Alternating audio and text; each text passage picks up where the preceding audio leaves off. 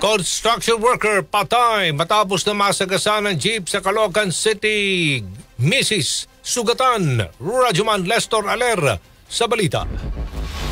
Patay ang isang construction worker habang sugatan naman ang misis nito matapos na masangkot sa aksidente sa bahagi ng FS Samana Road, Camirin Barangay 175, Caloocan City. Nang sagasaan ng humaharurot na jeep ang mag-asawa. Kinilala ang nasawing biktima na si Mark Paul Villarreal, 32 anyos. Dinala pa sa ospital si Villarreal ngunit idineklara na itong dead on arrival habang ang asawa naman nito ay nagtamo ng matinding pinsala sa katawan kung saan sasailalim pa ito sa operasyon sa balakang at kaliwang paa. Ayon sa mga kaanak, hahatid lang sana ni Villarreal ang kanyang asawa na si Joyce Ann, 29 anyos, nang mangyari ang aksidente. Sa ngayon ay tukoy na ng mga otoridad ang pagkakakilanlan ng driver ng jeep na sumagasa sa mag-asawa na posibleng maharap sa kasong reckless imprudence resulting to homicide, serious physical injury at damage to property. Samantala, nagpaabot naman ng tulong pinansyal ang operator na nakasagasang driver sa mga kaanak ng mga biktima. Kasama mo sa DZXL RMN Manila, Radyoman Lester Aler, Tatak RMN.